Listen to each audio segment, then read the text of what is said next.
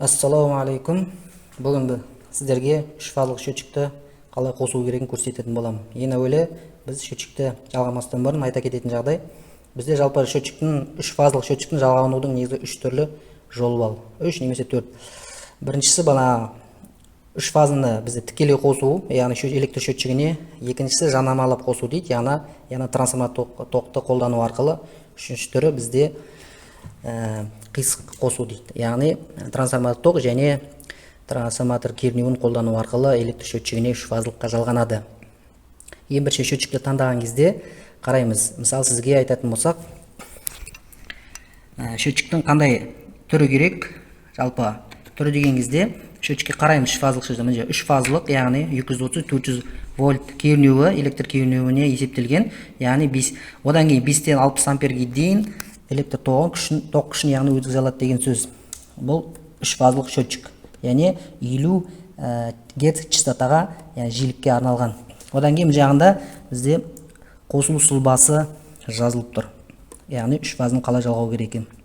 Бүгін мен сіздерге үш фазалы электр счетчик тікелей жалғауды көрсететін боламын.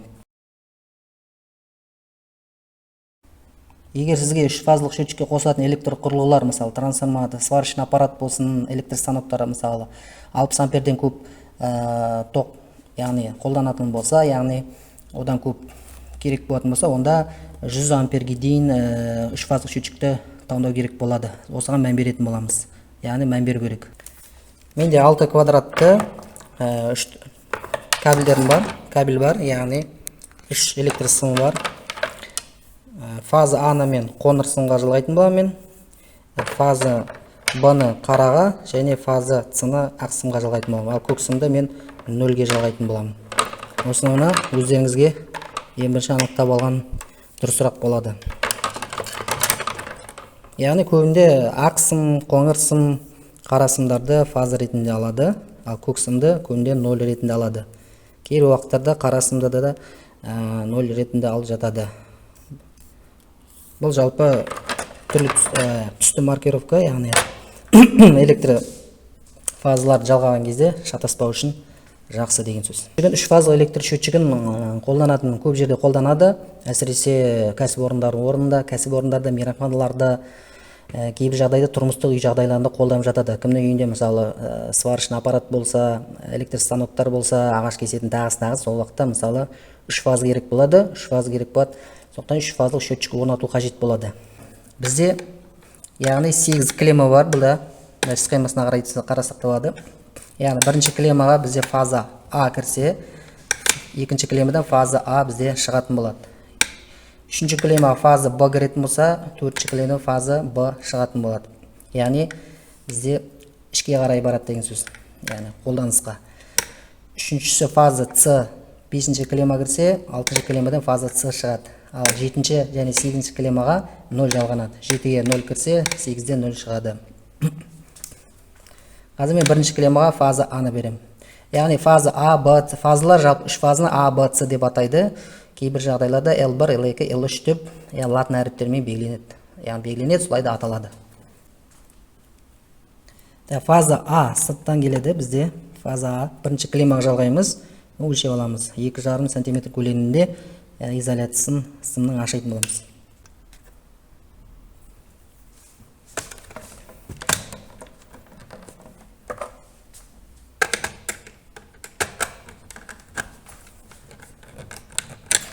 Бірінші үстіңгі клемманы бұраймыз, одан кейін тартып қараймыз, яғни бекітілді деген сөз. Одан кейін екінші клемманың болтын тартамыз.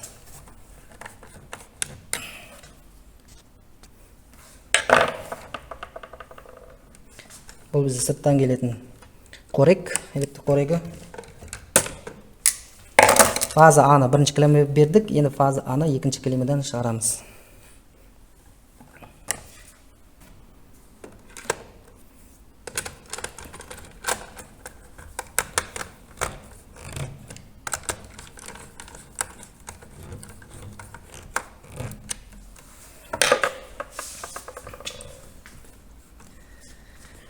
Фаза А шыққан фаза А-ны 3 полюсті автоматқа отырғызамыз.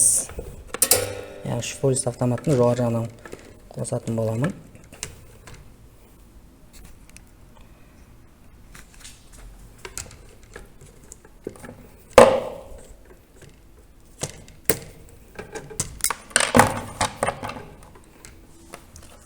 Бұл жерде айта кететін жағдай, яғни 3 фазалық счетчикті қосқан уақытта 3 фазыны бізде бірден мынандай бүтіндей 3 полюсті автоматқа отырғызамыз. Жеке автоматтарға отырғызбаған дұрыс болады. Себебі мысалы үйде электр қозғалтқыш, электр станоктарды қосатын болсақ, ондағы электр қозғалтқыш, яғни егерде бір фаза айырылып қалған жағдайда электр қозғалтқышымыздың орамасы жанып кетеді. Сондықтан да оның алдын алу жолы, яғни осындай бүтіндей 3 полюсті автоматты қолданамыз. Яғни ажыраған жағдайда, қысқа тұйықталу болған жағдайда, яғни короткое замыкание, бізде автомат бірдей ажырайтын болады. Яғни одан кейін айта кететін жағдай, 3 фаза электросчетчик жалған кезде нөлді әрқашан біздер нөлевой шинаға отырғызамыз. Себебі айта кететін болсақ, мынандай бір полюсті автоматтарға отырғызбаймыз. Бір полюсті автоматқа немесе бөлек предохранительге нөлді жалғамаймыз. Не себептен? Себебі егерде бір полюсіміз автомат қысқа тұйықталу жағдайда немесе бір нагрузканың кесірінен мысалы себебінен ажырап қалатын болса, ажырап айырылып, онда 220 вольттық істейтін электр құрылғыларымыз не істейді? Яғни істен шығады. Не себептен? Бұған нөл айырылған жағдайда, яғни 380 вольт, одан да жоғары вольтты, 380-400 вольтты, немесе одан да төмен электр кернеуі кетеді деген сөз. Яғни істен шығады, оларды жұмыс істемейді деген сөз. Нөл айырылып қалатын болса.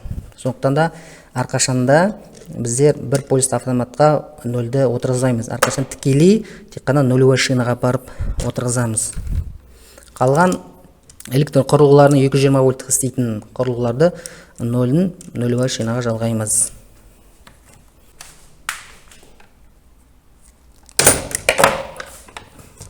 Фазаны автоматтың жоғарына отырғызамыз.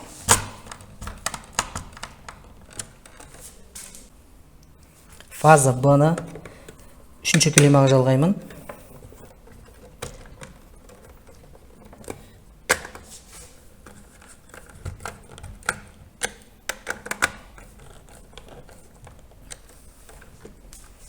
Бұл бізде сырттан келетін екінші фаза, яғни фаза Б. Фаза Б. 4-ші клеммі фаза Б. Жалғаймыз фаза Б-ны.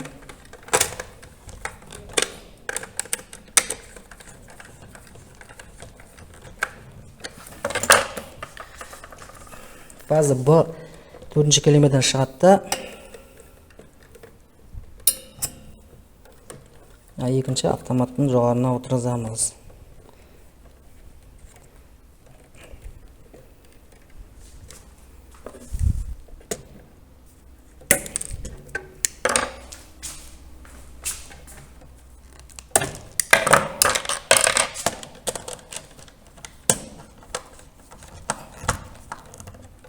Жалағаннан кейін бетіп тартып тексеріп қараймыз.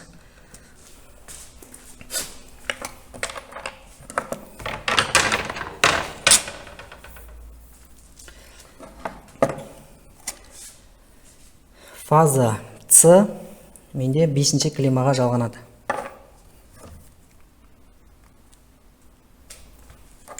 Фаза С менде 5-ші клеммаға жалғанады. 5-ші клеммаға.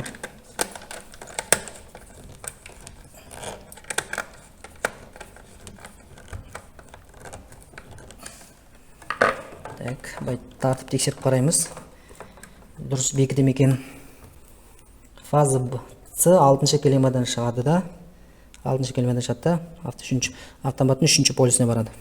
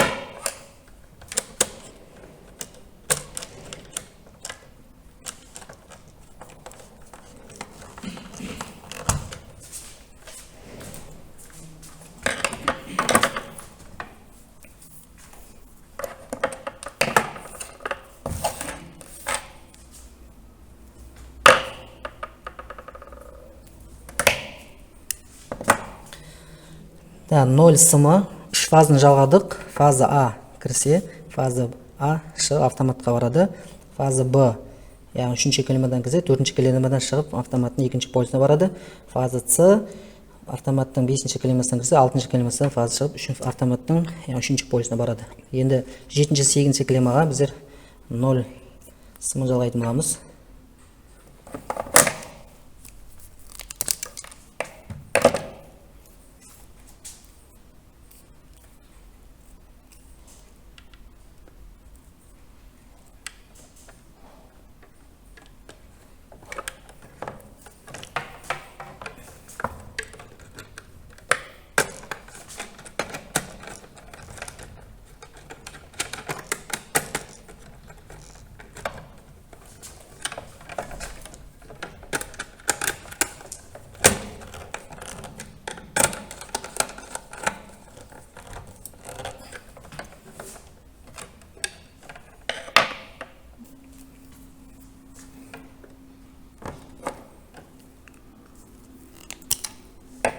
Счетчигіміздің 8-ші клеммасынан 0 шығатын болады.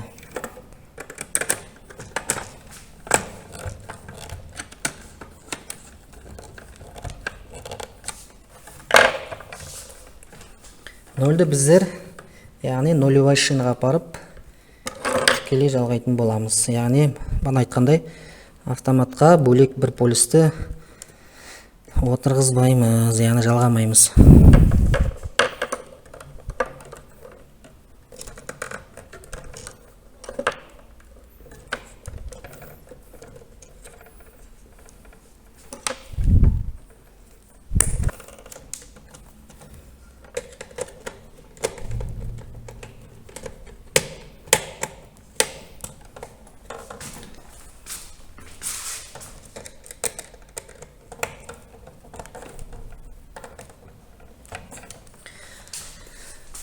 Осылай жақсылап бекітіп, тартып тексеріп қар.